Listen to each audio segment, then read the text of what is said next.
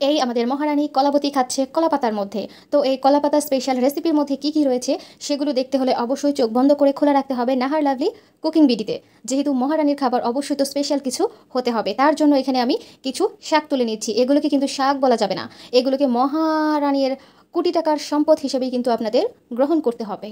যেহেতু এই শাকগুলো মহারানীর খাবার তালিকায় থাকবে সেহেতু অবশ্যই কিন্তু এগুলো কোটি টাকার সম্পদ, হোক সেটা টাকায় কেনা অথবা জঙ্গলের টুকানো শাক, যেটাই হোক না কেন, যেহেতু মহারানীর পেটে যাবে সেহেতু এটি অবশ্যই স্পেশাল কিছু একটাই হবে।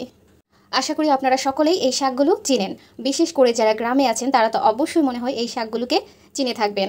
যদি চিনে থাকেন তাহলে কিন্তু অবশ্যই রেসিপিটি ফলো করে আপনারাও রেসিপিটি বাসায় তৈরি করতে চেষ্টা করবেন। এই বড় মহারানীর সাথে কিন্তু আরেকজন ছোট মহারানীও আছে, সে কিন্তু শাকগুলোকে ঢিল মেরেছে। আপনারা দেখলেন শাকগুলোকে ঢিল মারাতে শাকগুলো কতটা ব্যথা পেয়েছে। যাই হোক, আমি শাকগুলোকে খুব যত্ন সহকারে তুলে নিলাম। তুলে এগুলো নিয়ে এখন বাসার দিকে রওনা দিয়ে দিব। তারপর এগুলোকে খুব ভালোভাবে ধুয়ে পরিষ্কার করে সুন্দরভাবে রেসিপিটা তৈরি করে ফেলবো। অবশ্যই এগুলোকে সুন্দরভাবে ধুয়ে নিতে হবে। তো এই কোটি টাকার শাকগুলোকে আমি সুন্দরভাবে ঝর্ণায় গোছল করিয়ে নিচ্ছি। আপনারাও কিন্তু ঘষে ঘষে সুন্দরভাবে এগুলোকে গোছল করিয়ে নেবেন। আমি গোছল করিয়ে নিচ্ছি বলে যে আপনারা সাবান দিয়ে ঘষাঘষি শুরু করবেন ওটা আবার করতে যাবেন না, তাহলে কিন্তু মহা বিপদ হয়ে যাবে। যাই হোক, আমি শাকগুলোকে খুব ভালোভাবে ধুয়ে নিচ্ছি, ধুয়ে পানিটা ঝরিয়ে নিব। এরপর আমি চলে যাব মূল রান্নায়। তো এখানে আমরা ইট ব্যবহার করব রান্নার কাজে। একটি ইটের কোলে আরেকটি ইট বসিয়ে তাতেই কিন্তু আমরা রান্নাটা সেরে ফেলবো। তো এখানে রয়েছে আমার মূল উপকরণ। এখানে রয়েছে শাকার ফিশ, যাকে কিন্তু অনেকে রাক্ষসী ফিশ বলে থাকে। তো এই রাক্ষসী মাছ বলার কারণ হচ্ছে এই মাছগুলো খুব ঘন ঘন বংশ বিস্তার করে এবং অন্য মাছগুলোকে খুব সহজেই খেয়ে ফেলে। তো আমাদের মহারানী কলাবতী হাঁটি হাঁটি পা পা করে চলে আসলো রান্না করার জন্য। আমার মনে হয় আমার এই আয়োজনগুলো দেখে অনেকের কিন্তু সেই ছোট্টবেলার স্মৃতি মনে হয়, কিন্তু চোখে জল চলে আসছে। যাই হোক, যদি কারো চোখে জল এসে থাকে তাহলে নিজের হাতেই খুব ভালোভাবে মুছে নেন, কারণ এ যুগের মানুষ কিন্তু চোখে জল এনে দিতে পারে, কিন্তু মুছে দেওয়ার সময় কিন্তু কাউকেই খুঁজে পাবেন না। যাই হোক, এখানে আমি কি কি উপকরণ ব্যবহার করছি সেগুলো আপনারা দেখে নেবেন, কারণ সবগুলো উপকরণ কিন্তু আমাদের খুবই পরিচিত। যাই হোক, যারা চোখটা বন্ধ করে রেসিপিটা উপভোগ করছেন তাদের জন্য আমি একবার হলেও উপকরণগুলো বলে দিচ্ছি। এখানে আমি পেঁয়াজ কুচি, কাঁচামরিচ কুচি, পরিমাণ মতো লবণ, হলুদ, মরিচ, ধনিয়া ফাঁকি এবং বেসন দিয়ে খুব ভালোভাবে মিশিয়ে নিচ্ছি। ও এরই মাঝে কিন্তু আমি দিয়েছি সামান্য পরিমাণ মুরগির মাংসের মশলা, কারণ এখানে কিন্তু আমি মুরগির বুকের যে হাড় ছাড়া মাংসগুলো আছে সেগুলো কিন্তু ব্যবহার করব। তো এই সবগুলো উপকরণ আবারও আমি খুব ভালোভাবে একসাথে মিশিয়ে নিচ্ছি। তো আমার কোটি টাকার শাকগুলো রেসিপির জন্য প্রস্তুত। এরপর আমি নিয়ে নিচ্ছি রাক্ষসী মাছগুলোকে। এই রাক্ষসী মাছগুলোকে আজকে আমি ইচ্ছে মতো শায়েস্তা করব। তার জন্য প্রথমেই এগুলোর গায়ে আমি লঙ্কা গুঁড়ো মিশিয়ে দিলাম। এরপর আস্তে আস্তে বাকি উপকরণগুলো দিয়ে খুব ভালোভাবে ঘষে ঘষে এদের শরীরের সাথে আমি লাগিয়ে দিব।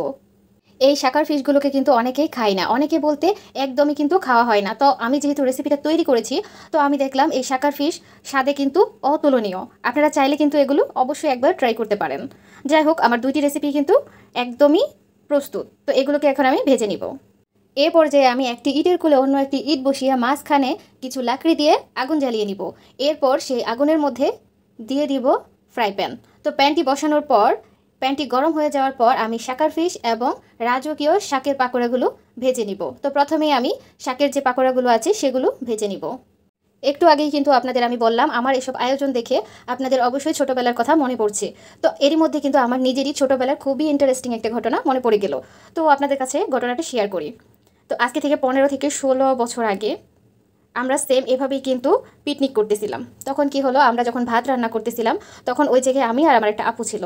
এরই মাঝে কিন্তু উপরে ছিল আম গাছ। আম গাছ থেকে একটা পাখি টুরুত করে কিছু একটা করে দিয়েছিল একদম ভাতের পাতিলে। তো আপু কি করলো, ওই টাইমে মানে ভাতটা নাড়তেছিল, তো ওই একই কাজ হলো, ভাতটা নেড়ে টেড়ে এক অবস্থা করে দিল। তো শুধুমাত্র আমি আর ওই আপু ছাড়া সবাই কিন্তু ওই ভাতটাই কিন্তু খেয়েছিল, আমরা কেউ কিছু বলি নাই। এই প্রথম এত বছর পর আপনাদের সাথে আমি ঘটনাটা শেয়ার করলাম। যারা আমাদের সাথে ছিল তারা যদি জানতে পারে ঘটনাটা তাহলে কিন্তু আমার আর রক্ষা নেই। যাই হোক, আমি পাকোড়াগুলো ভেজে নিয়েছি, এখন শাকার ফিশগুলোকে ভেজে নিচ্ছি। অবশ্যই আপনারা মোচমোচা করে এই শাকার ফিশগুলোকে ভেজে নেবেন, তাহলে কিন্তু খেতে খুবই মজাদার হবে। যাই হোক, আমার মনে হয় এই শাকার ফিশের মতো যারা নিজেদের বংশ বিস্তারের জন্য অথবা নিজেদের ভালোর জন্য অন্যদের ক্ষতি করে তাদের সাথে কিন্তু এই শাকার ফিশের মতো আচরণ করা দরকার, তাহলে কিন্তু তাদের উচিত শিক্ষা হবে।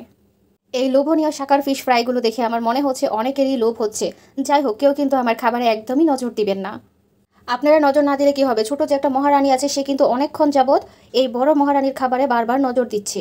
ওয়াও, মহারানীর খাবার একদমই রেডি হয়ে গেছে। এ পর্যায়ে আমাদের কল্পনার মহারানী রানী রানী ভাব নিয়ে নিজেই নিজেকে একটু বাতাস করে নিল, কারণ এই কল্পনার মহারানীর তো আর সত্যিকারের প্রজা নেই, তাই নিজেই নিজেকে একটু বাতাস করে খাওয়া শুরু করে দিল। দয়া করে কেউ মহারানীর খাবারে নজর দিবেন না। মহারানীর খাবারে নজর না দিয়ে আপনারা দিন রাত 72 ঘন্টা মহারানীর নাহার লাভলি কুকিং ভিডিওতে নজর রাখবেন, তাহলেই কিন্তু নতুন নতুন রেসিপি উপভোগ করতে পারবেন। আজকের মতো এ পর্যন্তই। সবাই ভালো থাকবেন, সুস্থ থাকবেন। Tata, bye bye.